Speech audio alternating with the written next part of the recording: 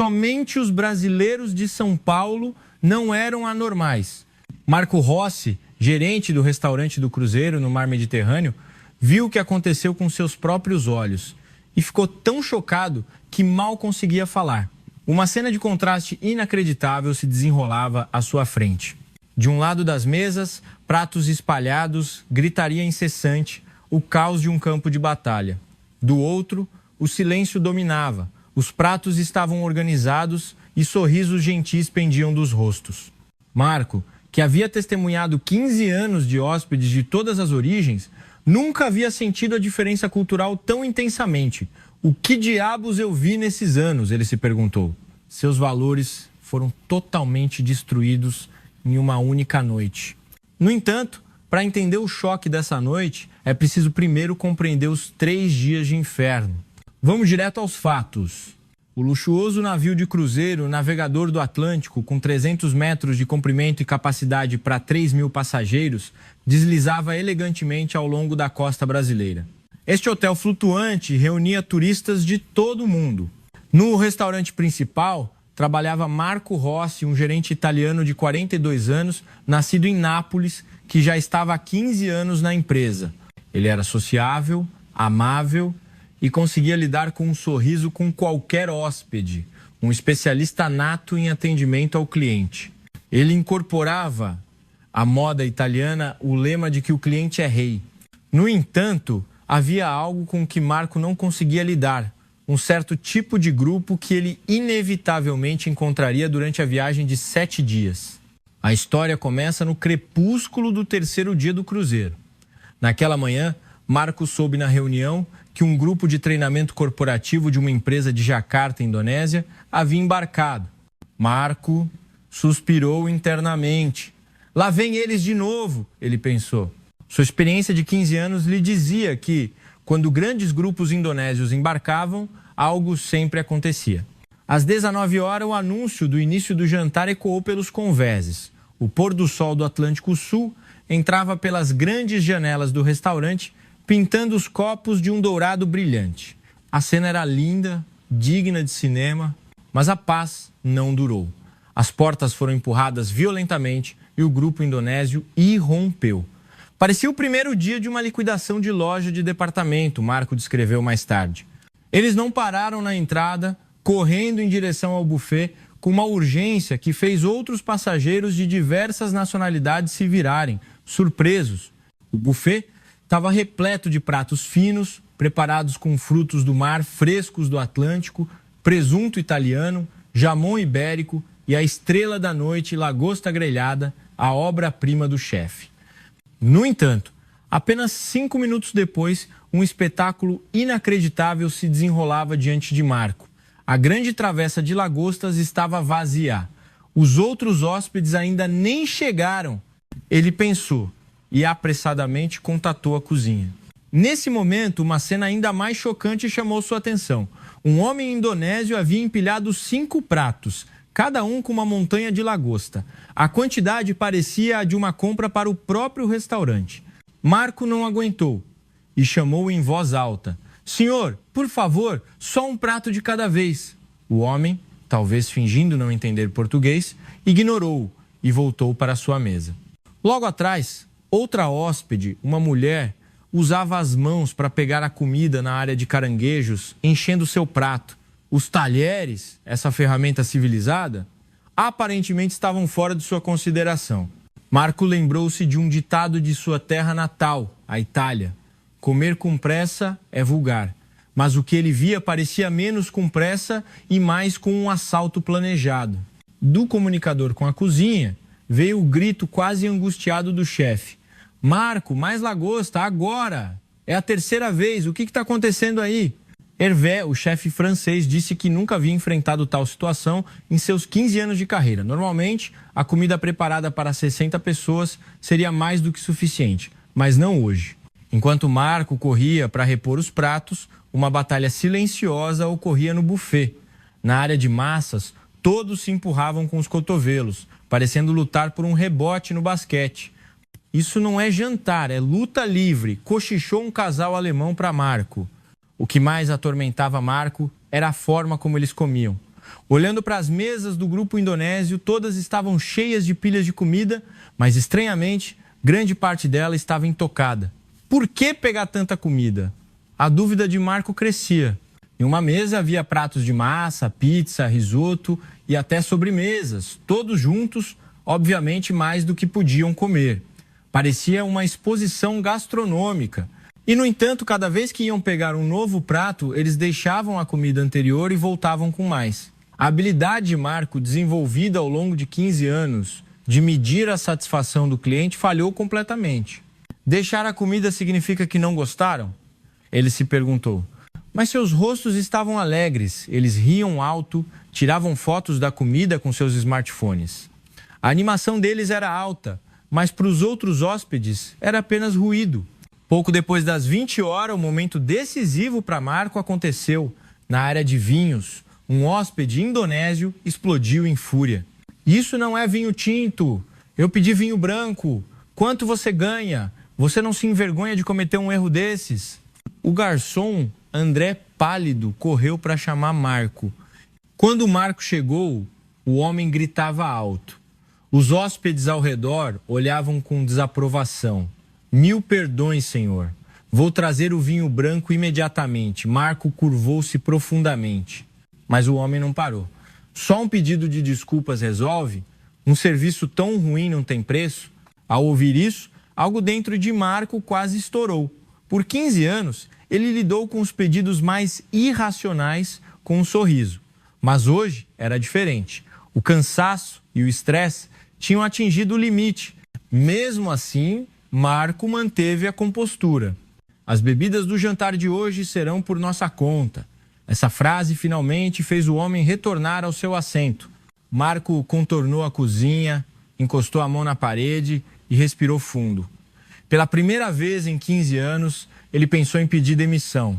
Naquela noite, após a saída do grupo indonésio, o restaurante era uma visão deplorável. Restos de comida espalhados pelas toalhas de mesa, talheres e palitos de dente no chão, cadeiras desorganizadas, água de rosas derramada dos copos. E o mais doloroso, o desperdício maciço de comida. O chefe Hervé, enquanto ajudava a limpar, murmurou: "Somos cozinheiros, Marco. Não fazemos comida para virar lixo." Marco apenas balançou a cabeça em concordância. Em uma das mesas havia uma gorjeta de 50 euros. Em condições normais seria um valor para se agradecer, mas o coração de Marco estava vazio. Ter dinheiro lhes dá o direito de fazer o que quiserem? A pergunta pairava em sua mente. Naquela noite, Marco encarou o teto em seu quarto.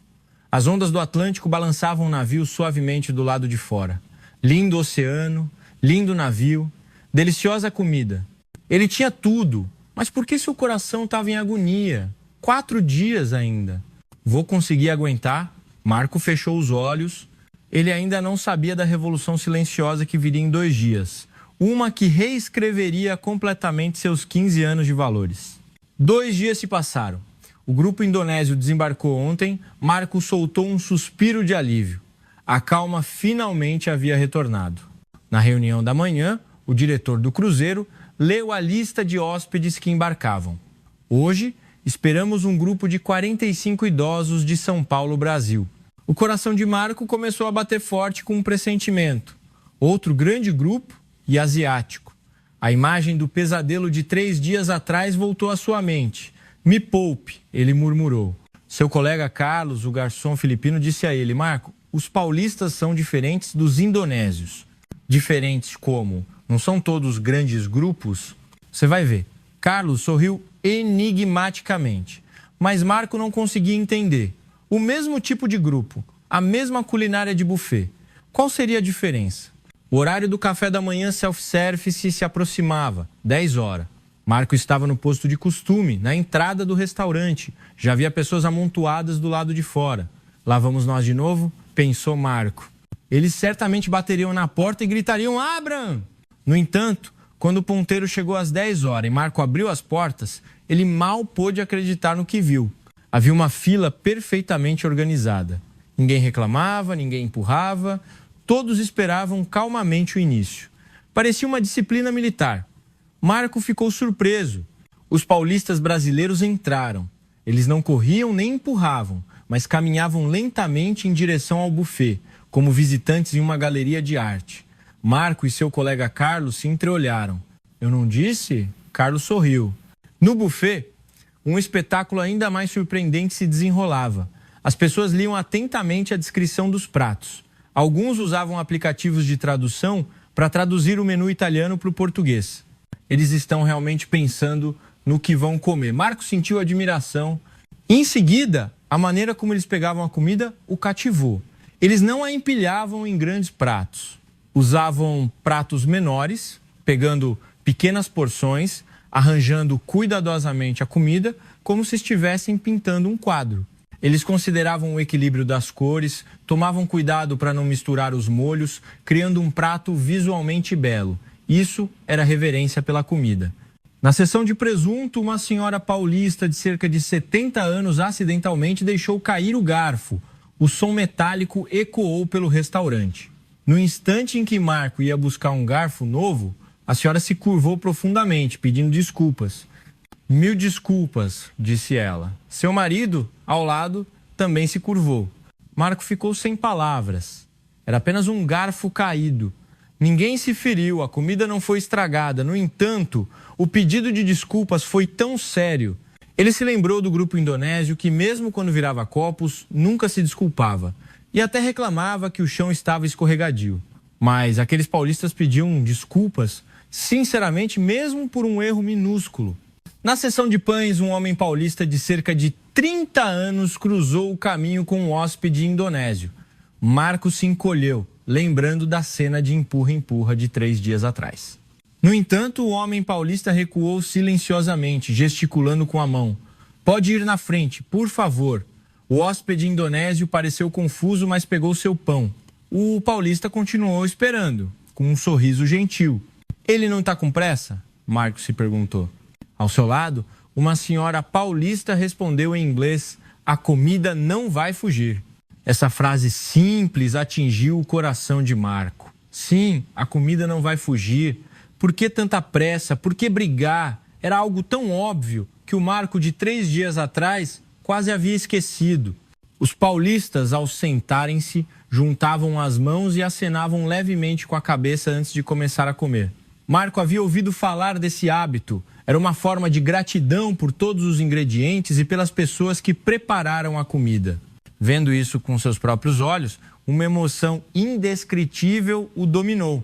As conversas deles durante a refeição eram calmas, as risadas contidas. Eles não perturbavam as mesas vizinhas, como se criassem seu próprio pequeno mundo. Silenciosos como o ar, mas presentes. Marcos sentiu uma sensação de paz. Às 15 horas, durante o chá da tarde, o momento decisivo chegou. Um menino paulista, de cerca de 10 anos, foi pegar um bolo com a mãe. O menino esticou o pé para pegar o bolo de chocolate, mas o garfo escorregou e o bolo caiu no chão. No momento em que Marcos se preparava para correr, o menino gritou: "Me desculpe!" Sua mãe correu, curvando-se profundamente. "Sinto muito mesmo. Foi descuido do meu filho." Marco se ajoelhou para ficar no nível dos olhos do menino. "Tudo bem, você não tem culpa." Mas eu desperdicei o bolo. Os olhos do menino estavam marejados. Era a culpa por desperdiçar a comida. Uma criança de 10 anos tinha esse sentimento. Um calor invadiu o coração de Marco. "Você tem um bom coração", disse Marco, acariciando a cabeça do menino. A mãe agradeceu repetidamente, pegando cuidadosamente um novo bolo para o filho. Naquela noite, durante o jantar, Marco reuniu coragem e se aproximou da mesa do grupo paulista. Havia algo que o incomodava. Eles sempre pegavam pouca comida. Era por cortesia ou a comida não estava boa? "A comida está ao gosto de todos?" Marco perguntou. Um senhor de cerca de 60 anos respondeu: "Sim, está deliciosa. Então, por favor, fiquem à vontade para pegar mais."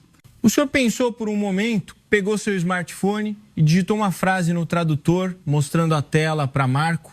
Lia-se: "Comida tão deliciosa. Os outros hóspedes também querem provar. Não podemos monopolizar. As coisas boas devem ser compartilhadas com todos." O tempo parou.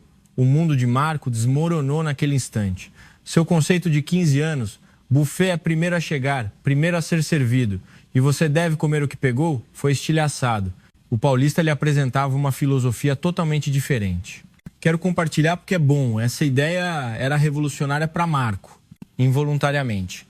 Uma lágrima escorreu do canto do olho de Marco. Muito obrigado, Marco curvou-se profundamente. Uma reverência que vinha do fundo de sua alma. Pela primeira vez na vida, Marco fez isso de forma tão natural. Naquela noite, no convés do navio, ele reportou ao chefe Hervé: Pierre, hoje não houve desperdício de um único prato. Sério, Marco? Os paulistas comeram tudo? Os olhos de Hervé também estavam marejados. Para um chefe, não há alegria maior do que ver sua comida ser comida até o fim.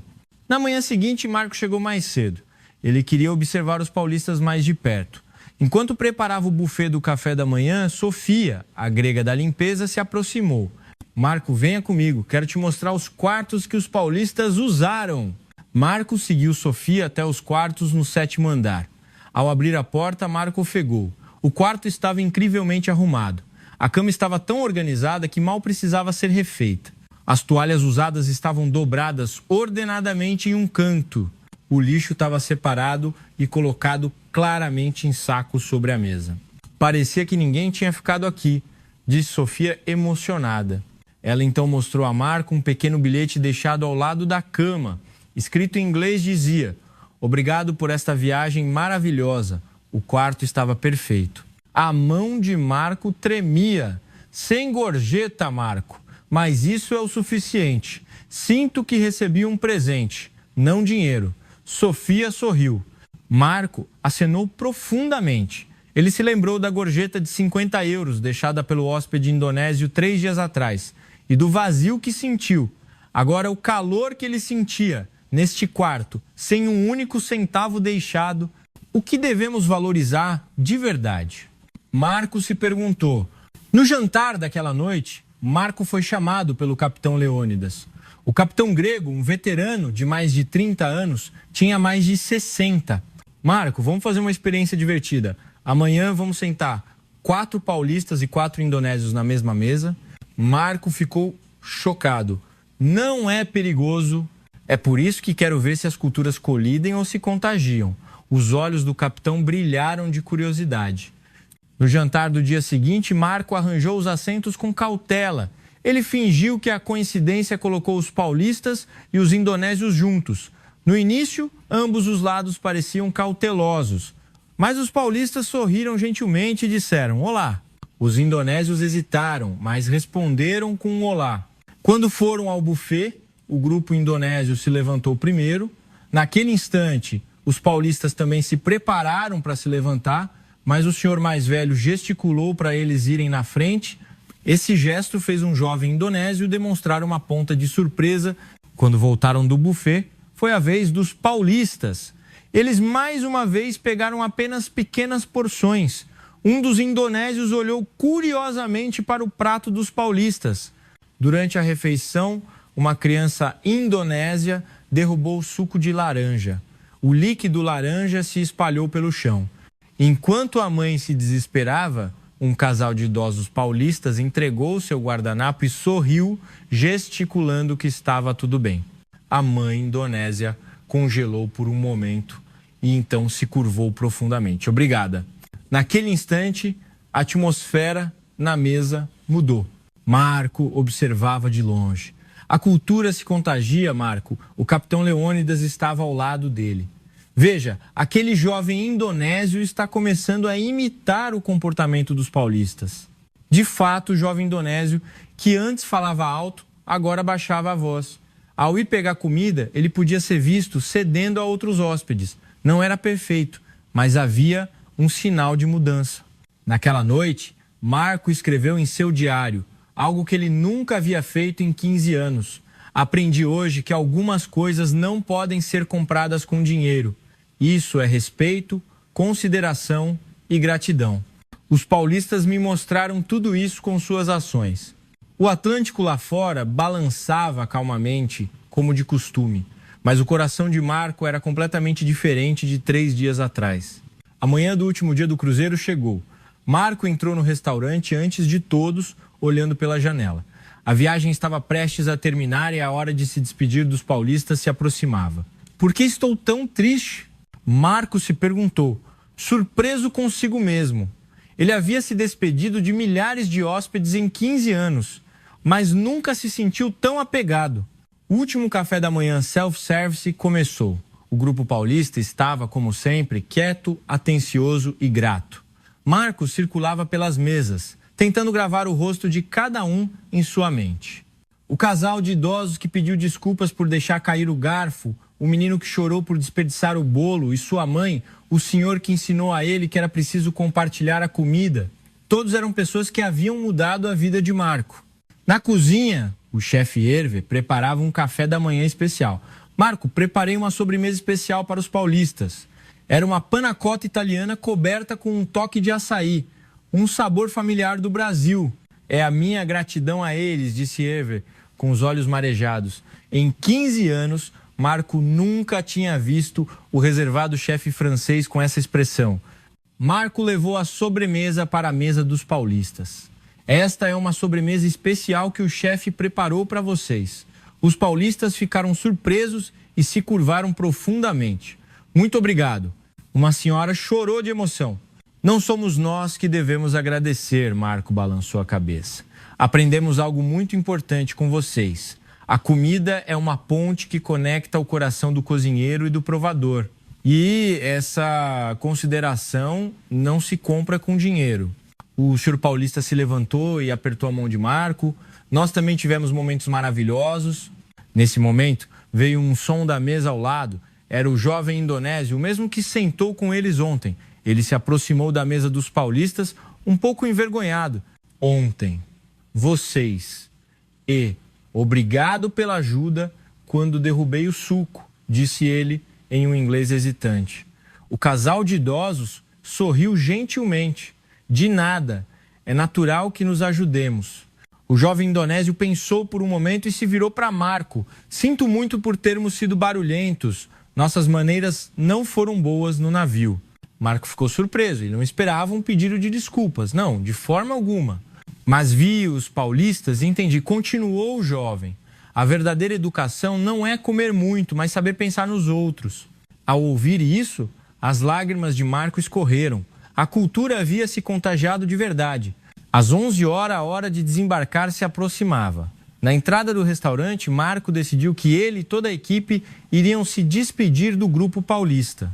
O chefe Hervé, o garçom Carlos, Sofia da limpeza e até mesmo o capitão Leonidas se reuniram. Essa é a primeira vez, murmurou Carlos.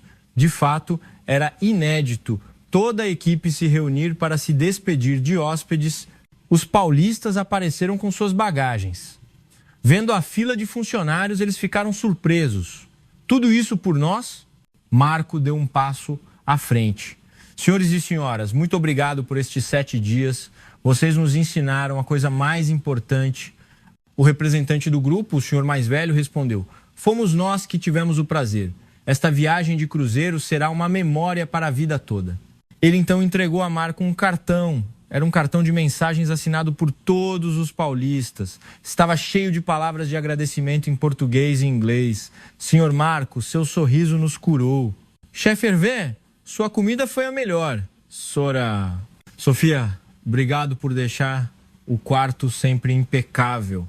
O nome de cada pessoa estava escrito, o agradecimento a cada um da equipe estava registrado. A mão de Marco tremia. Eles não deixaram reais ou euros, mas uma intenção. Eu vou guardar isso com carinho. Marco apertou o cartão contra o peito. Por fim, os paulistas se curvaram em uníssono. A equipe, imitando-os, retribuiu a reverência. Marco observou as costas dos paulistas descendo a escada até que não pôde mais vê-los. Naquela tarde, Marco foi chamado à cabine do capitão. O capitão Leonidas havia preparado 2 conhaques. Marco, você fez um trabalho maravilhoso. Eu não fiz nada. Não, o capitão disse, servindo o conhaque. Você abriu um novo continente.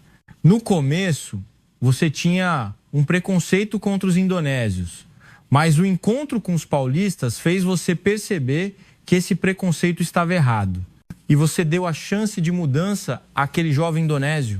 Marco acenou em silêncio. As pessoas podem mudar. A cultura pode ser aprendida. Estes 7 dias provaram isso. O paulista foi o professor, o indonésio, o aluno, e você, Marco, a ponte. Os dois ergueram suas taças. Naquela noite, Marco ligou para sua esposa, Maria. Ele contou a ela sobre os 7 dias em Nápoles. Você pode acreditar? Eles pegavam pouca comida para compartilhar com os outros. Ah, isso é maravilhoso, Marco, sua esposa respondeu gentilmente. Não é exatamente o que sua mãe sempre te ensinou? Não desperdiçar comida. Marco teve uma epifania. Sim, é exatamente o que minha mãe me ensinou. E os paulistas do outro lado do mundo tinham os mesmos valores. Maria, eu quero assumir o restaurante da minha mãe. Trabalhei em navios por 15 anos, mas sinto que finalmente entendi o que é realmente importante. Uma pequena tratoria, tá tudo bem. Eu quero cozinhar com o coração e valorizar cada cliente. Sua esposa ficou surpresa, mas logo sorriu. Sua mãe ficaria muito feliz. Na manhã seguinte, novos hóspedes embarcaram. Marco estava no posto do restaurante, mas seu olhar era diferente. Ele resolveu receber as pessoas de qualquer nacionalidade sem preconceitos. Ele emoldurou o cartão de mensagens dos paulistas e o colocou perto do buffet. O que é isso? Perguntou um casal americano recém-embarcado. É um tesouro que recebi de hóspedes brasileiros de São Paulo, Marco respondeu com orgulho. Eu quero transmitir o que aprendi com eles para todos que vierem aqui. A comida é uma ponte e um coração agradecido é a melhor gorjeta. O casal acenou em admiração. Essa é uma ótima ideia. No jantar daquele dia, Marco notou que o casal americano pegava comida aos poucos, como os paulistas, e depois de comer, eles arrumaram a mesa. Obrigado. Estava delicioso, disseram a Marco, sorrindo ao sair. A cultura, de fato, se contagia. Marco olhou para o Atlântico lá fora. O mesmo oceano, o mesmo navio, o mesmo trabalho. Mas o mundo de Marco havia mudado completamente. Mama, eu estou voltando. E vou transmitir em Nápoles o que você me ensinou. As águas azuis do Atlântico pareciam abençoá-lo, brilhando suavemente. Existem todos os tipos de culturas e todos os tipos de valores no mundo. Mas a consideração pelos outros e a gratidão são talvez as coisas que podem transcender as fronteiras. O que os paulistas demonstraram foi a preocupação com o invisível, o fabricante da comida, o limpador e o próximo hóspede. Não foi algo ensinado, mas algo cultivado desde a infância a partir da educação e da cultura. Assim como Marco aprendeu, também podemos pensar um pouco mais nos outros em nosso cotidiano, em restaurantes, hotéis e em todos os lugares públicos. Sua pequena consideração pode aquecer o coração de alguém.